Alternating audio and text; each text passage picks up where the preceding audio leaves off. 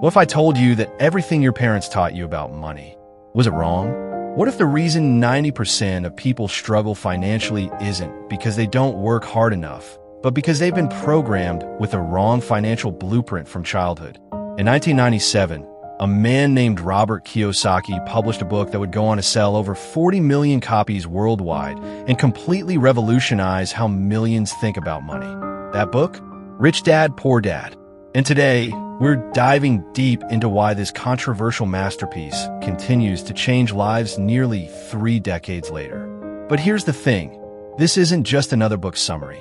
By the end of this video, you'll understand the fundamental difference between how the rich and the poor think about money, why traditional financial advice keeps people trapped in the rat race, and most importantly, how you can start building real wealth starting today. So if you're ready to challenge everything you thought you knew about money and discover the secrets that schools don't teach, hit that subscribe button because we're about to embark on a journey that could change your financial future forever. But before we dive into this life-changing book, let's talk about the man behind it, Robert Kiyosaki. Born in 1947 in Hawaii to a Japanese-American family, Robert's story begins with 2 father figures who would shape his entire understanding of money and success. His biological father, the poor dad, was highly educated, worked for the government, and believed in the traditional path. Go to school, get good grades, find a secure job, and work your way up. His best friend's father, the rich dad, was a high school dropout who owned multiple businesses and would become one of the richest men in Hawaii. After serving as a Marine in Vietnam, Kiyosaki started multiple businesses, some successful, some not. He experienced both wealth and bankruptcy, giving him real-world experience that most financial advisors lack. But it was the contrasting lessons from his 2 father figures that gave him the unique perspective that would eventually help millions escape financial mediocrity. Today, Rich Dad, Poor Dad has been translated into over 50 languages, spawned a multi-million-dollar educational company, and continues to be one of the best-selling personal finance books of all time. But why? What makes this book so powerful that it's still changing lives after nearly 30 years? The brilliance of Rich Dad, Poor Dad lies in its central concept, the stark contrast between 2 completely different approaches to money and life. Let me paint you a picture of these 2 men and their philosophies. Poor Dad represented the traditional mindset that most of us grew up with. He would say things like, go to school, get good grades.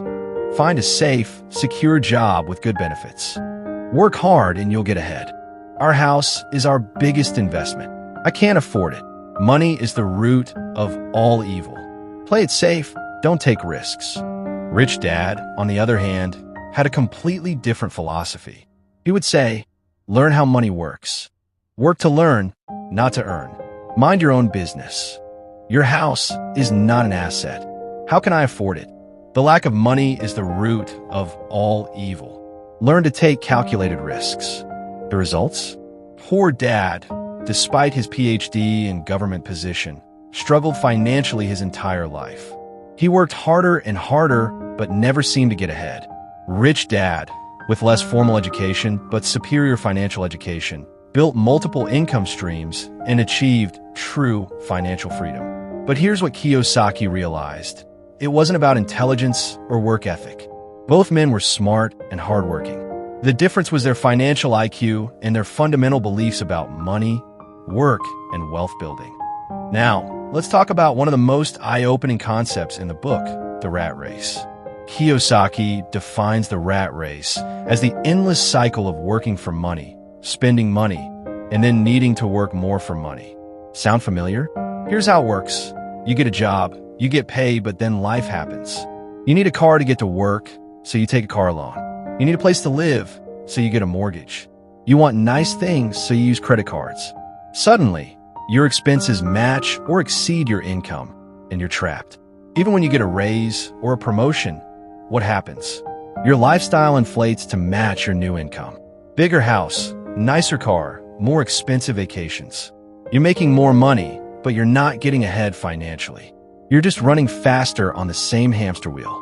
According to recent studies, nearly 60% of Americans live paycheck to paycheck, including many high earners. Doctors, lawyers, engineers, people we consider successful are often just as trapped in the rat race as minimum wage workers. They just have more expensive traps. But here's the key insight. The rat race isn't about how much money you make. It's about your relationship with money and your understanding of assets versus liabilities. And this brings us to perhaps the most important lesson in the entire book. If you learn nothing else from this video, learn this. Rich people acquire assets. Poor and middle-class people acquire liabilities that they think are assets. Let me break this down in the simplest terms possible. An asset is anything that puts money in your pocket. Real estate that generates rental income. Stocks that pay dividends. A business that generates profit. Intellectual property that pays royalties. Assets work for you, generating income while you sleep. A liability is anything that takes money out of your pocket. Your mortgage payment, your car payment, credit card debt, even your primary residence. Yes, Kiyosaki controversially argues that your house is a liability, not an asset. Now, before you close this video in anger, let me explain. Your house costs you money every month. Mortgage, insurance, taxes, maintenance, utilities.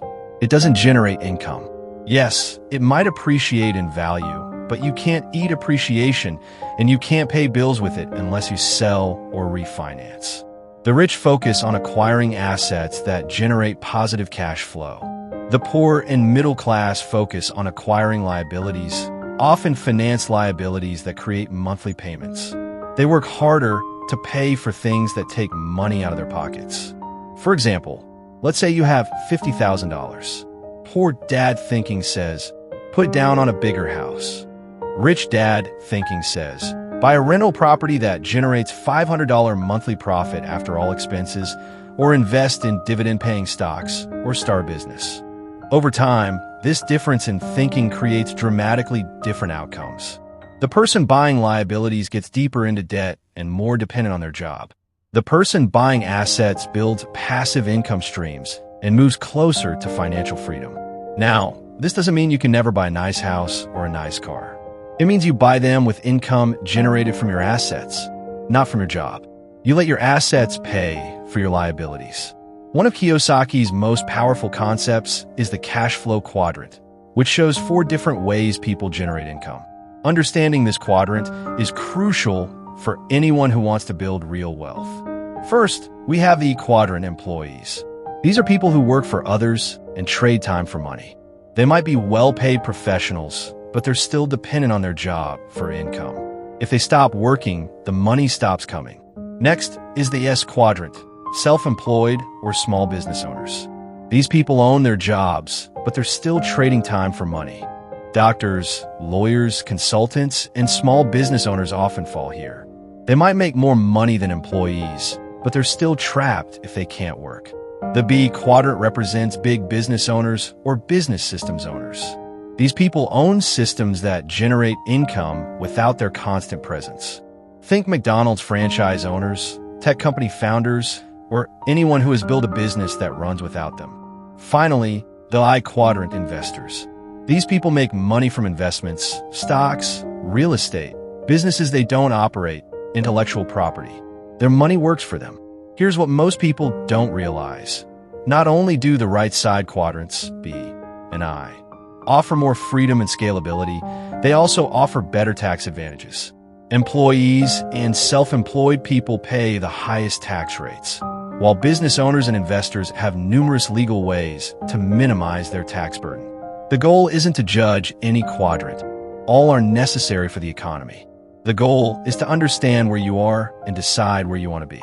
Most people start in E or S, but building long-term wealth usually requires moving toward B and I. Now, let's address the elephant in the room. Why don't schools teach financial literacy? According to Kiyosaki, there's a reason our education system produces employees, not entrepreneurs. Our current education system was designed during the industrial age to produce workers for factories and corporations. It teaches people to be employees, show up on time, follow instructions, don't question authority, work for others. The result? We have generations of people who are highly educated in academic subjects, but financially illiterate. They can solve complex mathematical equations, but don't understand compound interest, tax strategies, or how to read a financial statement. Kiyosaki emphasizes that financial literacy starts with understanding financial statements. Rich people focus on their net worth and passive income. Poor people focus on their paychecks and credit scores. There are three types of income: earned income from jobs, portfolio income from paper assets, and passive income from real estate and businesses. Each is taxed differently, and understanding this is crucial for wealth building. The good news? Financial education is available to anyone willing to seek it out. Read books, attend seminars, find mentors, start small investments, and most importantly, learn from both successes and failures. Kiyosaki's advice? Start where you are with what you have. Buy your first rental property, start a side business, invest in index funds. Just start building your financial IQ through real-world experience. Here's a secret that rich people know, but schools don't teach: the power of corporations. Kiyosaki reveals how the wealthy use corporate structures to build and protect wealth. Originally, corporations were taxed, and individuals weren't. But over time, this flipped. Now individuals pay more in taxes than corporations, and the rich use this to their advantage. When you're an employee, you earn money, pay taxes, then spend what's left. When you own a corporation, you earn money, spend on legitimate business expenses, then pay taxes on what's left. It's a completely different sequence. Business owners can deduct expenses like home offices, business travel, education, equipment, and more. These are legal strategies that employees simply don't have access to. Corporations also provide asset protection. If structured properly, your personal assets are protected from business liabilities, and your business assets are protected from personal liabilities. Now, this doesn't mean everyone should immediately incorporate, but understanding these concepts helps explain why building a business or investment portfolio often makes more financial sense than just climbing the corporate ladder. Kiyosaki identifies 5 main obstacles that prevent people from building wealth: fear, cynicism, laziness, bad habits, and arrogance. Let's tackle each one. Fear of losing money paradoxically causes people to lose money. They avoid investments, keep money in low-yield savings accounts, and miss opportunities. Rich people also fear losing money, but they educate themselves and take calculated risks rather than avoiding all risk. Cynicism shows up as that won't work or the system is rigged. While some skepticism is healthy, excessive cynicism becomes a self-fulfilling prophecy that keeps people from taking action. Laziness isn't what you think. It's not about being inactive. It's about being too busy with unimportant things to focus on what matters. Many hardworking people are lazy when it comes to their finances. Bad habits like paying yourself last, overspending, or making financial decisions based on emotions rather than logic keep people trapped in financial mediocrity. Arrogance is thinking you know enough already. The most successful people are lifelong learners who constantly seek new knowledge and admit when they don't know something. The key is recognizing these obstacles in yourself and developing strategies to overcome them. Fear becomes courage through education. Cynicism becomes optimism through small wins. Laziness becomes focus through prioritization. All right, enough theory. Let's talk about practical steps you can take today to start applying these principles. Kiyosaki provides a roadmap for getting started. Step 1. Change your mindset. Stop saying, "I can't afford it," and start asking, "How can I afford it?" This simple shift opens your mind to possibilities instead of limitations. Step 2. Invest in your financial education. Read books, take courses, find mentors. Kiyosaki recommends starting with understanding financial statements, basic investing, and tax strategies. Step 3. Start small. You don't need thousands of dollars to begin. Buy your first stock, save for a small rental property down payment, or start a side business with minimal investment. Step 4. Track your cash flow. Know exactly where your money comes from and where it goes. Most people have no idea how much they really spend or on what. Step 5. Focus on building assets before buying luxuries. Before you upgrade your lifestyle, build income streams that can support that lifestyle. Step 6. Surround yourself with financially minded people. Join investment clubs, attend real estate meetings, find mentors who have achieved what you want to achieve. Step 7. Take action. Analysis paralysis kills more dreams than failure ever will. Start imperfectly rather than not starting at all. Now, let's be honest about this book. While Rich Dad, Poor Dad has changed millions of lives, it's not without criticism. Let's examine both its strengths and limitations. Strengths. The book's greatest power is its ability to change how people think about money. It challenges conventional wisdom and opens minds to new possibilities. The concepts are simple enough for anyone to understand, yet powerful enough to create real change. The asset versus liability concept alone has helped countless people make better financial decisions. The emphasis on financial education and taking control of your financial future is empowering and necessary. Limitations. Critics argue that Kiyosaki is light on specific tactical advice. The book is heavy on mindset, but doesn't provide detailed investment strategies or step-by-step instructions. Some question whether Rich Dad actually existed or was a composite character. Others criticize Kiyosaki's later business ventures and marketing tactics. The book could be misinterpreted to mean that all debt is good or that real estate is always a great investment. It doesn't adequately address the risks involved in business ownership or real estate investing. The truth? Like any influential book, Rich Dad, Poor Dad should be part of your financial education, not the entirety of it. Use it as a starting point to change your mindset, then expand your learning with more detailed, tactical resources. Nearly 30 years later, why is Rich Dad, Poor Dad more relevant than ever? Look around. Traditional career paths are less secure. Pensions are disappearing. Social security is uncertain. The cost of living is rising faster than wages. The gig economy and technological changes have made Kiyosaki's message about building multiple income streams prophetic. Today's workers need entrepreneurial skills and financial literacy more than ever. The wealth gap continues to widen, and those who understand money and investing continue to pull ahead of those who don't. Financial literacy isn't just helpful, it's essential for economic survival.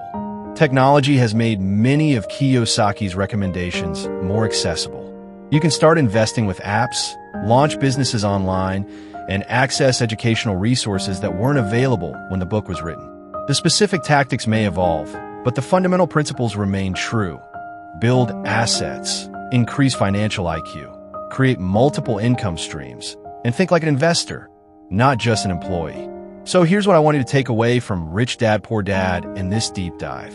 Your financial future isn't determined by your current circumstances, your education level, or even how much money you make right now. It's determined by your financial IQ and your willingness to think differently about money. You have a choice. You can continue thinking like Poor Dad, working hard for money, buying liabilities you think are assets, and hoping someone else will take care of your financial future. Or you can start thinking like Rich Dad, making money work for you, building assets that generate passive income, and taking control of your financial destiny. The principles are simple. Acquire assets, not liabilities. Build your financial IQ. Create multiple income streams. Use the tax code legally to your advantage. Surround yourself with financially intelligent people. And most importantly, take action. If this video opened your mind to new possibilities, smash that like button and let me know in the comments which concept resonated most with you. Are you going to start building assets?